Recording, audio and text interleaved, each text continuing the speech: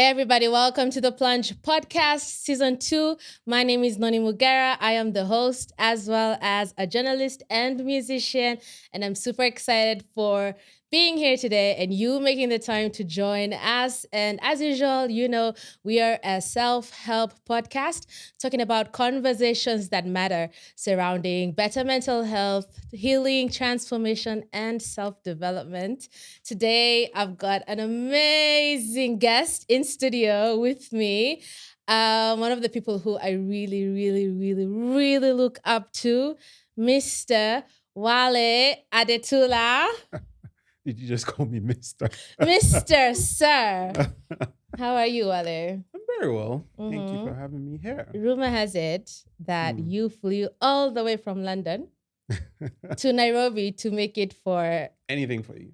Anything for you. Anything. Even your check for last month. Oh, my word. I'm joking. No. I told you. I promised you I was going to come one way or the other. You did. So here I am. Also, I've been mentioned in season 1 that you were going to come. And then, Mandamano happened. Yeah. You couldn't make it.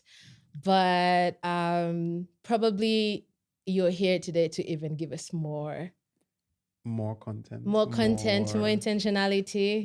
Yeah. More cats out of the bag. First of all, Wale is my mentor. In case y'all didn't know. Why are you acting like you don't know? What face is that? Oh, my word. Yeah. Do I be gassing you up too much? Yes, you are. Really? I really don't think so. I really believe in giving people flowers. That's good. Really. It's just that really important. I don't have a bouquet right now. But maybe my bouquet is in the form of... And, I also believe in giving the flowers back, right? Okay. So, you know how much I really, really appreciate the work you're doing with the podcast. I really love it. And if not, I wouldn't be here. Yeah. And I've given you that feedback. I think you're doing fantastic. Aww. So, that's great. Thank you. I'm going to be smiling all through this episode. But, before we even get to it, I think I had asked you about how, if you were to look at a picture of young Wale, I think you have a picture where you're wearing the Nigerian, what is it called? It's an agbada. A what? Agbada. Yes. Okay. So traditional outfit. Yeah. So how old were you in that picture? I think I was 10. So if you were to look at 10-year-old Wale, from the streets of Lagos, what would you tell him? And also, where are you also from? I guess we have to tell folks where you're from. Okay, first of all, I'm from Lagos, Nigeria. Well, not originally from Lagos, from another state, Ondo State, but lived quite a lot in Lagos, Nigeria. Traveled quite a lot, and been everywhere. So yeah, a global nomad. Yeah, something of that sort. With work and career and everything, right? So moved around quite a lot. But when I was 10, I was in Lagos. Fully, I was in school in Lagos. And looking back at 10-year-old Wale, what would I tell him? I'll tell him, keep going. I will tell him, I will tell him that don't feel the need to apologize for your curiosity. That's something. I was a very curious kid. From a very young age, I was always looking to acquire knowledge, right? And I think at some point in time, I kind of got, flack for it. You know how you have friends and they're like, oh, why do you know everything? Why do you think you know everything, right? And I kind of toned that down just because of that. Later on, I found that and I continued my quest for knowledge. But at that age, I remember it was something that was, a lot on my mind, yeah. I love that you've brought in that segue of when you were a kid and you kind of navigated almost this fear into curiosity, into who you really are. Yeah. And so I feel that's a proper segue to introduce to guys what the topic of today's episode is, which is becoming unfuckwithable. Oh, wow. I really love that. Navigating fear into fuel. Oh, that's great. And I feel the reason I've chosen this specifically for you is I just feel you have this ineffable energy around you where you're like, I can do it. Like, so let's do it. What's the issue? Yeah. What do we need? Do we need money? Let's look for investors. Yeah. Do we need people? Let's, put out a call sheet or whatever, So you are the CEO and co-founder of TNC Africa. Absolutely. And my former employer. Yeah. Wow. That's like a long time ago, but it wasn't so long ago. Wild. I was like 23. Oh, wow. Yeah. I was still in campus, I think. Yeah. Yeah. Wow. Let's That was talk about that. interesting Let's talk times. about TNC and all the good things. What does TNC mean? TNC, well, originally meant the Naked Combos, right? It was a business that I started out in 2011. Basically, it's an online community that creates this safe space for young Africans to express themselves. So at that time in particular, I just noticed that there wasn't a place that existed for young people to go and express themselves. I mean, there was barely social media at the time. There was Facebook, Twitter was very young and all of that. So a lot of young people that had questions on their minds, especially questions about things that our society really doesn't consider as things that you should talk about. Like what? Sex, sexuality, religion, even mental health, like those kind of topics. People weren't really talking about them then. So if you brought it up online, chances are people will not engage or something like that. So wanted to create that safe space, that community. So I created that online space. Basically, it was in the form of a blog at first, where I would share my own thoughts and then people will come in and comment. And the community kept on growing bigger and bigger. So it became like an online magazine, an online publication with different sort of contributors. And they will share their thoughts on topics. Some could be in the form of articles, some could be in the form of fiction, short stories, or things like that. Yeah. And the community just kept growing and growing and, became this massive thing. Yeah. Let's talk about what TNC Africa has done so far, and your plans. Will you be hiring Noni as TNC Kenya podcast host?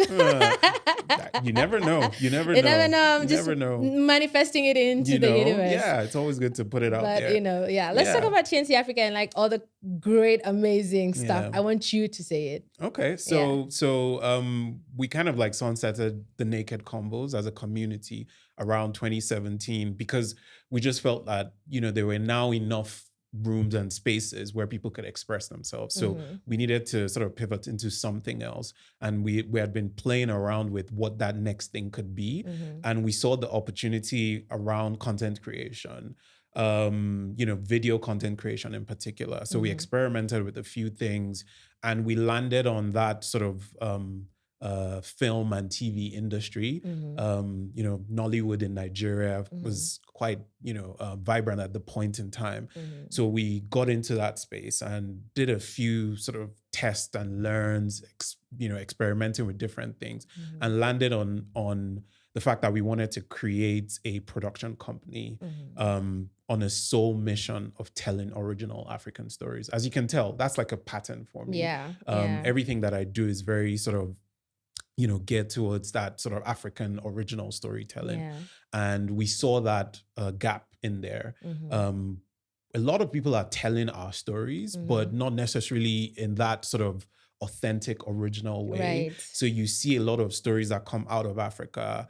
They've been passed through a lens, a very Western lens, and it's not authentic in that way. Exactly, right? So we saw that, and there's a demand for that. So we saw that opportunity and we say, okay, you know what? This is what we're going to do. We're going to, produce content that is authentically African, that anyone who identifies as African, anywhere you are in the world, the moment you engage with that story, you can almost see yourself or someone, that has gone through that kind of experience. So it's very relatable, very authentic to you.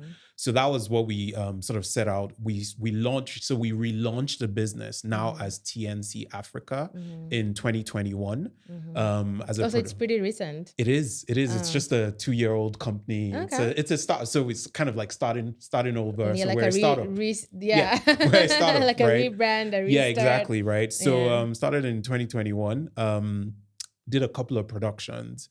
Did a show in 2021 called Little Black Book, another one called My Name is AZ, and the feedback was amazing. So can people still watch this? Yes, so both shows are available on Showmax and DSTV Africa Magic, and the shows have gone on to do excellently well. Both of them got nominated in 3 different categories at the African Magic Viewers' Choice Awards, AMVCA, which is pretty much like the Oscars. It's a big deal. It's like the Oscars for Africa. Oscars. Yeah. And did so very well. And last year we produced another show, Our Best Friend's Wedding, and love it. Another and it's also on Showmax. Yeah, it's also on Showmax. And Our Baby, the latest one, that is drum roll. our very first Netflix original series that is set to launch on the 24th of November.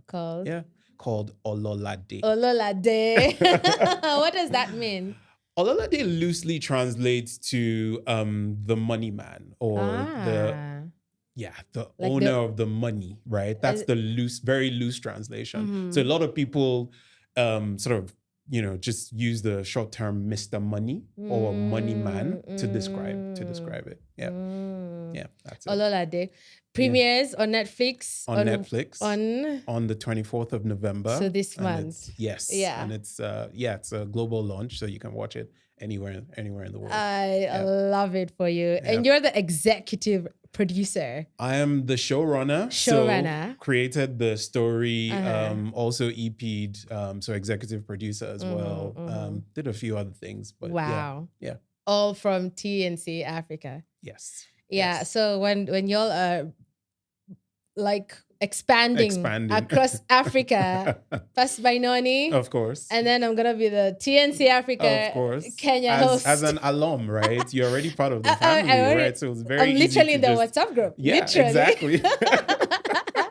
All right, cool. You have done so much. Yeah. But it's crazy to know that you actually have an 8 to 5. So this is not like your sole bread and butter. It's my side hustle. That's literally so Netflix and 3 Showmax shows. Yeah. That's your side hustle. That's your side hustle. Yeah. Wow. Mind blown. So what's your main hustle? Main hustle, well, I'm a global marketing manager with Guinness. Yeah. Like the Guinness that we've been seeing and well, I don't really drink Guinness. Yeah. But I do like a nice Guinness shandy. Oh, okay, that's not bad. Yeah. Or like you can use it to cook, right? Yeah. A lot of people. It's great with barbecues. Yeah. Really good. Yeah. Where's our shandy? We should get but we're in going. Studio, we can really but right after this, we're gonna hit up the bar. It's a Friday, so for sure. I am so proud of you. Oh, thank you. A lot of people don't know that you literally I left marketing and comms, but you literally what's the phrase I'm looking for? Like you helped me start off. Oh, okay. In the marketing and the communications industry. Yeah. And the reason why I've been able to like work in all this multinationals is literally because of you. I don't take credit for it. But it is true. I think a lot of the credit is yours because... Well, I feel like you opened the door for me then you set like a really good example. And then I was like, I mean, if Wale can do it, why can't I do it? I can also do it. You attended all the interviews yourself and you aced them yourself. But I feel like you need someone who you look up to. Absolutely. And then and then you think to yourself, if this person can do A, B, C, D, like what's so special about them? Yeah. I think it's really important. That I don't have in me. And I feel like you put that battery on my back. Like I think that's super important. Especially within the career world, right? Yeah. Because and life generally. There's Yeah. really nothing that you want to do that someone out there hasn't done Yeah. and has all that experience and all the learnings that Yeah. you can take from. Yeah. So if you're able to find that person, and connect with them, and everybody always thinks of sort of like mentors or people in terms of, oh, I need to have a personal relationship with that person. I think starting off my career, I never really had that one go-to person. For me, I had several mentors, and they were people far away from me that I connected with through literature. Is it people you knew or people who you just looked up to? Steve Jobs is a mentor of mine, right? And I hear you. It's just the same way. Like I would say with myself, Vishen Lakiani. Exactly. Is my mentor with Mind Valley. And I always talk about Mind Valley because I want to grow as big as Mind Valley. You don't need to know the person You don't personally. need to know. So that's a myth we need to bust. It is, People at that level, they're always putting out information, whether it's through articles, interviews, memoirs, right? I'm big on memoirs. I read quite a lot. Yeah. Right? How many books have you read this year? I don't know, probably north of 50 or something like that. What? Yeah, I consume a lot of information, especially, and I read less and less fiction now. I read a lot of memoirs, a lot of biographies, because I want to learn from people. If you've walked a mile in on a certain path, I don't need to do that. I can learn from your own experiences. So I just need to listen. I listen to those kind of podcasts. I mean, I'm big on podcasts as well, and those kind of things. And also we share like our favorite podcast, Diary of a CEO. Diary of a CEO, yeah. And I used to follow Steve for the longest time on Instagram, way before the pod and the book. Exactly. Yeah. And I was like, I want to be like this guy. Yeah. And then he launched a podcast, and I was like, listen, Lisa. It just occurred to me, I should have. I've been handing out the book to as many people as possible. I need to get you a copy. The book is because I've seen. I saw he launched it. But I don't think it's available here. It's not yet available here. Yeah, it's not yet available here. That's one I will send. But not to worry. I should be coming to to London soon. Okay, so that's we'll go to like a proper library there. Done deal. But it's a fantastic book. I know. I'm really waiting for it because I've been reading reviews. It is. And everything. And I'm also huge. Yeah. I'm always reading like a script or like something on my pod about. I mean, Stephen has books and stuff. And he's pretty young. He's 30. A truckload of information. I mean, he engages the CEOs and people who have done everything. And he's just soaked all of that information and put it in a book. And I think everyone should read it. I think I'm going to pull a Stephen. I'm just going to be soaking everyone, Wale's information, my therapist's information, everybody's information, and just put all of it. I always said, I haven't started my therapy journey, right? Yet? Just because I know myself, I'm quite disciplined. If I start that, it's probably something I'm just going to continue doing for quite a while. So I want to make sure I'm in the right place. But I've found sort of like gaps, substitutes, right? So I listen to a lot of, stuff. I take my mental health very seriously. I read quite a lot and, do everything I need to do. So a lot of that information I got very early when I was quite young, in my early 20s. And I was able to go through that process of discovering myself, right? Which is something that I think a lot of people find difficult nowadays. Like, know thyself is something a lot of people say, but can you really do that? Because it requires quite a lot of work. You need to sit down with yourself and have a lot of hard conversations. Some people can't even stay and have conversations with themselves. Like once everywhere is quiet, they're struggling. They want to get out of there and make sure there's some chaos or noise. But you need to force yourself to go to that place and discover who you are. Know what you're about. Know what your purpose is. Know what makes you tick. Know what you want from life, right? Once you're able to sort of like get that high level, and some people, it might take therapy for them to get to that point, right? You mean me? No, but a lot of people, a lot of us have baggage from our background growing up, right? Yeah. So if you're able to get to that point and you have that as your baseline, right? It's then I won't say it's easy, but it's easier for you to then look at something and say, you know what? This is what I want. Nothing is going to stop me. I know for sure that this is what I absolutely need to do. So that I have to do, right? There's no denying it. So you're going to, just tunnel vision, go in and go after that. So that's the absolute baseline. Start by knowing thyself, right? And once you know yourself, you know what your strengths are, what your weaknesses are, you know what your purpose is, you know what you want out of life, right? Then the next thing is to build those habits that will get you there. Mm-hmm. All of this is not easy. I mean, I still have my struggles. I still have the things that I deal with, but I think I've started that journey. Yeah. And I think it's important for people to get on that journey. Yeah. I want to touch a little bit, touch base into, so we've talked about Wale the career man, Wale the guy with the amazing side hustle. I don't even want to ask how much money you're getting from that. Let's not ask. I'm not gonna ask. I'm not gonna go there. And then we've touched base on Wale knowing thyself. You're a husband and a father. Yes, I am. Two beautiful girls. Yes, I am.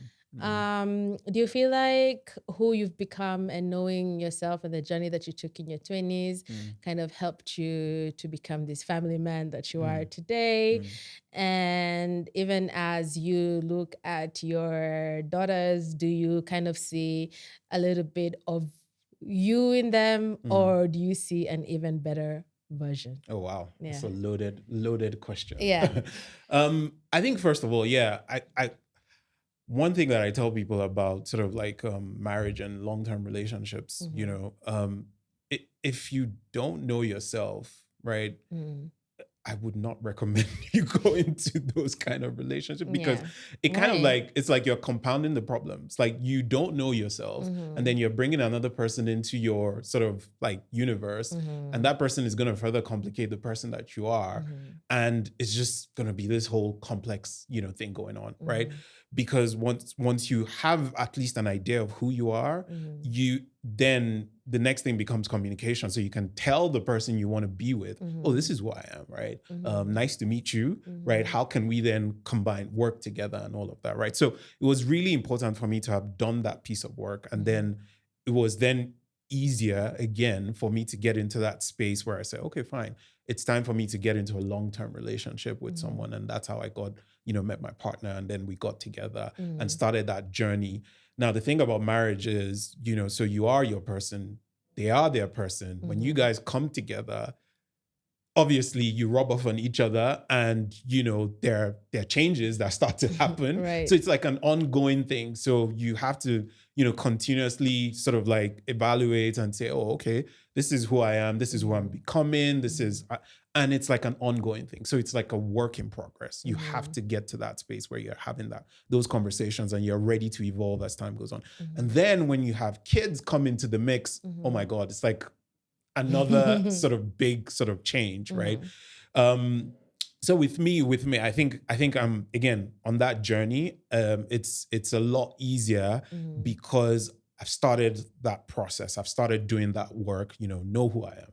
My partner has also gotten to that place and we're discovering who we are as a unit. Thankfully, you know, we have two beautiful girls who are, you know, just the love of our lives. And they've really helped us as well to further just... You just say they're the loves of your lives? Yes. Aww. Yes, they are. You know, they are, you know, they just bring so much meaning to life, right? You know, just watching them grow and being able to build and impact the person, you know, that they're becoming. It's a very scary thing, you know, parenting. I always tell people that's like the biggest thing I've ever done because... Why is it so scary? It is because you are small, almost like molding, you know, this people, little human beings. And, you know, we never used to be so mindful about it because it wasn't a thing. Mental health, you know, being able to impact people psychologically, right? With the littlest actions, just the things you say, the things you do, how you do them, right? Has massive impact on who this person is going to become.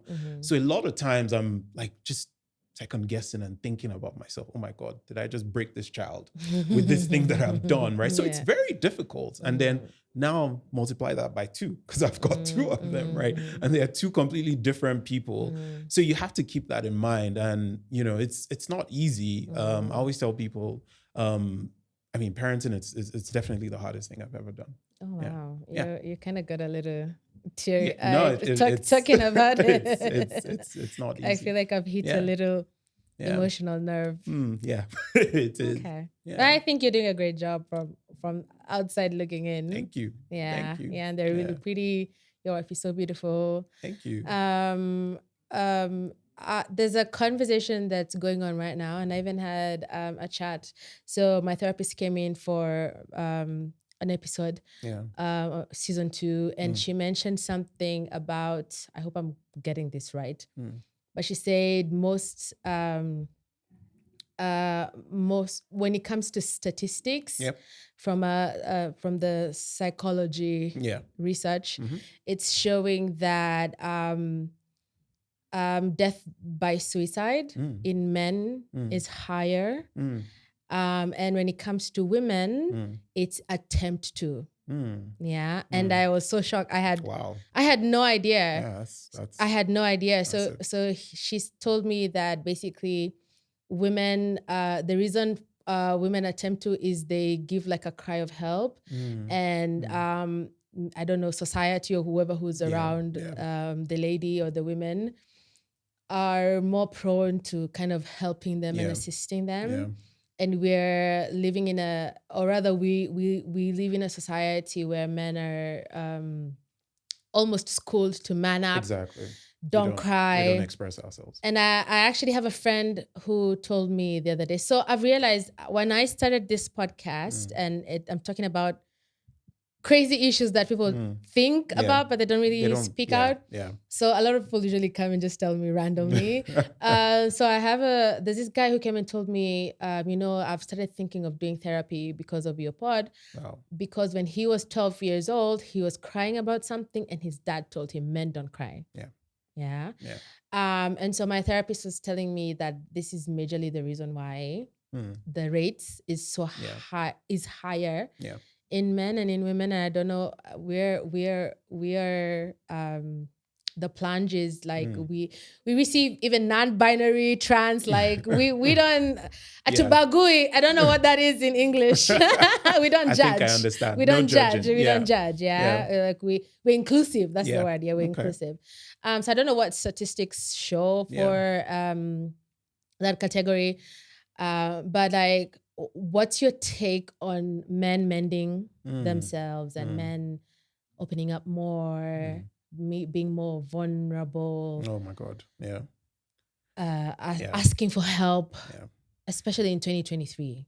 I think, look, it's a massive, massive topic, right? That we don't talk about enough, right? Because I feel like a lot of us, men, women, we have so much baggage from growing up, especially in Africa, because of this culture that we keep propagating, and it's, and all of that, right? I mean, we have our culture is beautiful in so many ways, but it also has the parts that I think needs to evolve a lot, right? I mean, there's still parts of Africa where, like you said, where they don't believe men should cry. They don't believe men should, be vulnerable. They shouldn't express themselves. It's like, why? That's a woman's thing, right? I was, having a conversation with a friend the other day, and she's Kenyan, and she was saying that it's not a man's job to do the supposed little things, like when your child is ill, they just hand the child to the mother.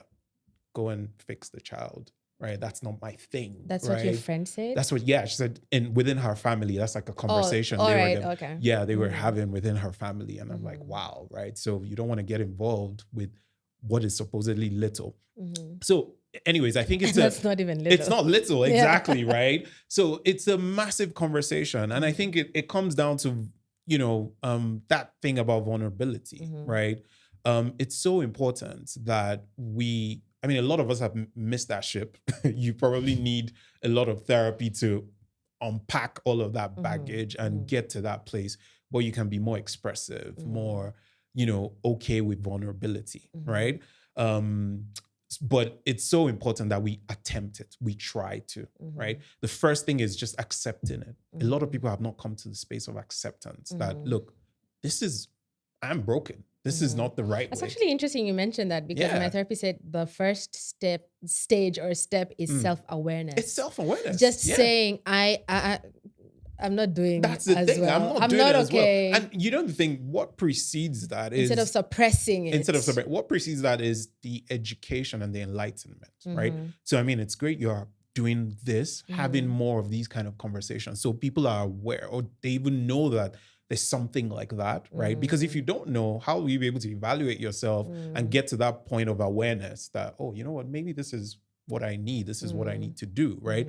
So you need to educate yourself. If people aren't doing, you yourself, you need to go and look for the information and then discover and then start that process and get to the place. Okay, right. Something is not right here. I need to fix that. And how do you fix that, right? Whether it's therapy, whether it's talking more to people or making that conscious attempt, you know, to talk, to express yourself, right? And get to that space of, and also be very empathetic, right? That is something, if you are receptive of emotions, right? It becomes easier for you to also give it back, right? But a lot of times guys are like, especially in male friendships, it's like, you know, we avoid all the important things and talk about the seemingly important things. I mean, of course, Arsenal lost yesterday. Oh, we're going to talk about that. Or, you know, Diddy is doing this. We're going to talk about that. But hey, how are you doing? How are you really doing, my friend? You know, we don't do that because guys don't do that, right? But you should do that. Yeah, I feel like you read my mind because that was literally the next question that I was going into. I have no context whatsoever in male relationships because clearly I'm not a man. Yeah. But I have a friend of mine who came on an episode called Sam, amazing guy. And he mentioned how this one time where him and his friends kind of sat down and they, over a bottle of whiskey, and everybody had a come to Jesus moment where they were super vulnerable and they talked about whatever it is that was hurting them. And they, some even cried, ended up hugging each other. And he was basically saying how at the end of that whiskey session, because you need some courage. At the end of that session, he felt like a weight had offloaded. So even if you're not actually with a therapist, how can male friendships create safe space for men to open up and feel like I can talk about whatever it is that I'm going through? I feel like that's a very brave thing to do. Like if you tell a lot of guys to do that now, they'll probably turn that into a, you know, PlayStation session or something, because vulnerability is, do you just scary. need that one person to trigger the conversation? You need one person who's brave enough to trigger that conversation, and that person, for them to get to that point, they must have probably been doing something within their whole life. I mean, something that I recommend to a lot of people is journaling. Again, it's something that is probably, you've heard of it, and maybe it's not the most manly thing by, you know, a lot of people's standards, but it's something that helps, right? Just hearing your own voice, talking back to yourself, right? Writing stuff down. It's almost like you're starting to talk to your own self. And then when you get to that space, it's then easier for you to, you know, then speak to someone else. So it takes, if you have one or two people taking the lead within a friendship group, right? Just, it starts with the little things. Reach out. How are you doing? I mean, like, how are you really doing, right? Ask the question. Hug yourselves. Like, I mean, it's not, bro, you know, what's going on? Like, let's talk, right? You know, I haven't seen you around for a while. You know, everything chill. Is everything going on, right? So you need that catalyst, right? One person to sort of take the lead. And of course, liquid courage is not always bad. It helps people get there, but it's so important. It's something we need to start, you know, just doing within our friendship groups. Because the other day I was chilling with a guy friend of mine, and he just opened up about something that has been eating him up for the past 10 months. And the guy spoke. I was just listening, and it was just like a fountain of just emotions, just flowing and flowing and flowing. Wow. And then I asked him, are you okay? And then he said, you know what? I have not been able to talk about this to anyone for the past 10. Like, he's been holding it in. Yeah. And then he was just like, let's drink. You know? Because and to be honest, I felt really sad, for him. And I was there for him. And I feel like, and I helped him like offload whatever it was. Yeah, that's fantastic. I hope I did. Yeah. Well, he said I did. But I was just wondering to myself, because if I have an issue that I'm going through, it's pretty easy for me to, well, call the people I truly, truly deeply trust, like my safe space people. Yeah. And I think it makes me sad to know like most men don't have that. Actually not just men. A lot of people still struggle with that. Like I said, vulnerability is it's scary. It's when you get to that point of really letting go and letting it out. Because also you need to understand that we live in a social media age. Information is, once it's out there, is out there. People are really, really scared of, when they let information out there. They don't know where it's gonna go. They don't know what's gonna become of it, right? So there's all of that complexity. But again, it's something that is holding a lot of people back, and we need to just find the courage to start. Yeah, I always say I think vulnerability is like my it's a superpower. It's my superpower. It is a superpower. And it took me a lot to be. I never used to be. It's a superpower. Never. It is a super. Look, so it comes easily to some people, and I think those people are superheroes. I had to work on it. Yeah. I never even used to cry, And I'm sure, that's the thing. I'm sure we all even know one person who's like super vulnerable and they're very expressive, and we almost perceive them as being irritating. Weak. It's like, why you just man up? Why are you so weak and all of that? But it shouldn't be. Yeah. You're right. Yeah.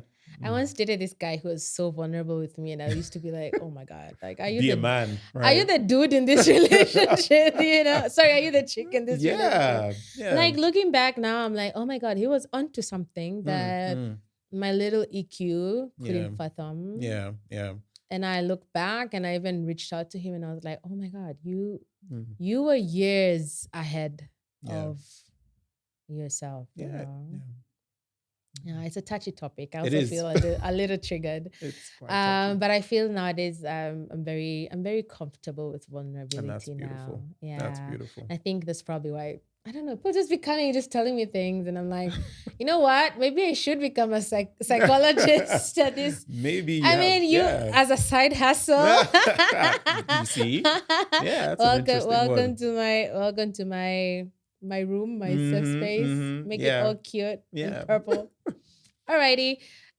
Shifting gears. Okay. Okay, I feel like I need to wrap my mind. That was a tough topic. Yeah. It's heavy. Shifting gears. And talking about heavy colors. You're always in black. Like, oh my God. I swear. I don't know if it's this whole creative thing. Like, I think they usually say like Mark Zuckerberg is always dressing like a t-shirt and jeans, and I don't know who else. But is it a Wale thing, or is it like a creative thing where you're like, you want to spend all your energy on your art so you don't have time to like focus on, or do you just deeply just love the color black? It's an efficiency thing, right? So, you've known me for a while. I didn't always used to wear black. I mean, I used to wear a lot of black. But it's like a new obsession now. I used to wear a lot of black, but now it feels like I only wear black, right? So it's kind of like progressively gotten. Yeah, are you really that proud to be black? And the thing for me is, like I said, it's an efficiency thing. I want to spend, I got to a point in my life where I really sort of like look through everything, and I discovered who I was and what was important, right? When you think about what's important and what we spend our time on, we spend our time on a lot of stuff that is not important, right? And for me, I just thought about it one day. I'm like, why do I walk into a store? I want to shop for clothes, and I'm spending all this time, right, thinking about this and that and that. I can cut that time significantly if I know I'm only going to the black section because I'm wearing only black, right? And then also, I don't need to think too much about what I'm going to wear today, because I just go into my closet and it's something black, and it's very easy for me to just go from there, right? So it's very efficient. And I also looked at people who've done this. I mean, Steve Jobs used to do that. Right. And it was an efficiency thing. Mark Zuckerberg does that as well. For him, there's a bit of sort of personal branding there, but it's also, there's all that efficiency stuff there. So yeah, that's the sole purpose of it for me. It's not because, I want people I'm a creator or anything like that. I mean, it comes with its perks as well because it's a nice conversation starter. You know, when people see it, it's like, why do you always wear black, right? You can start conversations, and yeah, maybe there's a bit of personal branding there as well, right? But I also think it even makes you more creative because now I find myself finding creative ways to wear black. So everyone doesn't think I only own one t-shirt, right? So you need to be creative with it, right? So a few reasons there. Okay. Shifting gears as well from black, what's next for Wale as we wrap up the episode, and as also you continue to just motivate me to do. You know, the reason why I do so many things is because of you. I swear, I have so many things going on, so many things that I'm planning on launching next year. That's fantastic. And like, I just keep going and going and going because I know there's someone out there, Wale, who just keeps going. And, you know, maybe there's a marriage for me out there. And I feel like next year for me is going to be great because I feel I've really laid a very strong foundation. You had quite the year. Of who I am, like where I want to go. So like, what's next for you? What should we expect? I mean, obviously, Olóládé is premiering on the 24th of November. Make sure to save that on Netflix. I know I have. But what's next for you? I mean, there's always stuff going on. I mean, like I always tell people, I feel like I live in the future. So right now, you are a visionary. I feel like I'm living in 2024. You literally had a podcast how many years ago? Oh my God. Podcast was 2014? Surely. 2014 or something like that, right? So yeah, I think that's one of my superpowers. I'm just able to sort of plan long-term, see into the future, see a lot of sort of data points, what's going on now, and kind of like guess where things are going to go. So for me, you know, focus is TNC Africa as a production company. We have our first sort of Netflix original series now. I mean, we can only keep going from there, you know, so expect to see more productions, you know, going on different sort of streaming platforms. And a lot more international collaborations. We've got quite a few things in the works already. But next year is going to be massive for us. There's so much going on in the background already that we need to, you know, keep pushing out. And I think there's always new stuff coming as well. I mean, there's so many sort of legal constraints, so I can't really talk about it. I can't really talk about it. But yeah, there's always. We'll be cheering for TNC Africa in the forefront. Thank you. And as part of alumni as well. Thank you very much. Yeah. So that wraps us up. Oh my God. Do you want to wrap us up as the EP, as the EP that I've never let anyone wrap up my episode. No, I think that this has been a fantastic conversation. You know, I naturally just enjoy speaking to you. And this for me has not been any different, right? It's just flowed. I love the sort of questions you've asked. I've been on a few of these podcasts and nobody has asked me those questions. It's quite unique. We went to a deep place, you know, exactly, right? No, I mean, I've sat with many journalists, but you know, having these very, very important conversations is so good. And could save someone somewhere. Yeah, exactly. And like I said, you're doing the work. I think they say like I'm here to like stir your soul, you know? Absolutely. Very important work, right? And just keep going. Keep going. Thank you. I appreciate that. No, you're welcome. Thank you so much. You're welcome. All right, cool.